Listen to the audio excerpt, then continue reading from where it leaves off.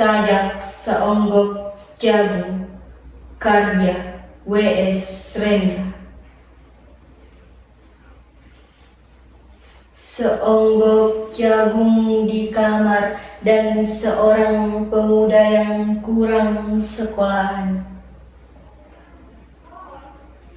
memandang jagung itu. Sang pemuda melihat ladang, ia melihat petani, ia melihat panen. Dan suatu hari subuh, para wanita dengan gendongan pergi ke pasar. Dan ia juga melihat suatu pagi hari di dekat sumur, gadis-gadis sedang bercanda sambil menumbuk jagung menjadi maizena. Sedang di dalam dapur tungku-tungku menyala. Di dalam udara murni tercium bau kue jagung.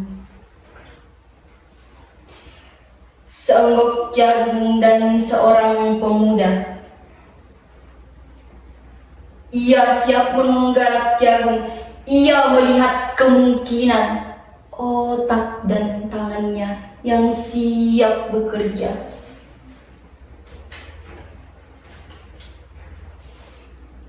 Tetapi ini seonggok jagung di kamar dan seorang pemuda yang tamat SLA.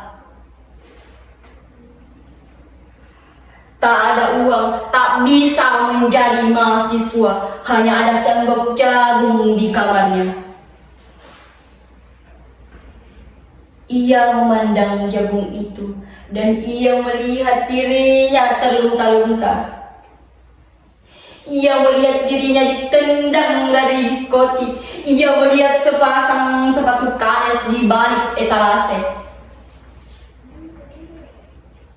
Ia melihat saingannya yang naik sepeda motor. Ia melihat nomor-nomor lotre. Ia melihat dirinya sendiri miskin dan gagal. Seonggok jagung di kamar. Tidak menyangkut pada akal, tidak ada yang menolongnya.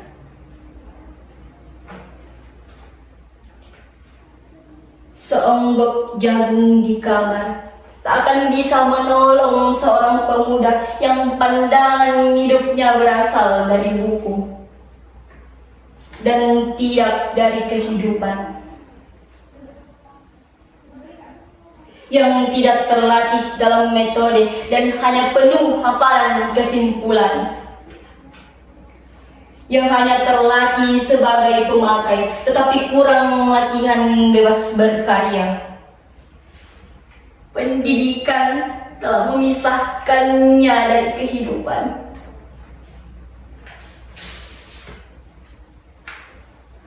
Aku bertanya,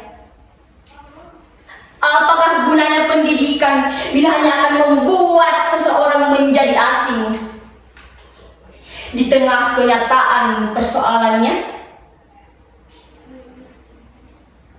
Apakah gunanya pendidikan bila hanya mendorong seseorang menjadi layang-layang di ibu kota, kikuk dan pulang ke daerahnya? Apakah gunanya seseorang belajar filsafat, sastra, teknologi, kedokteran, atau apa saja bila pada akhirnya ketika ia pulang ke daerahnya lalu berkata, di sini aku merasa asing dan sepi.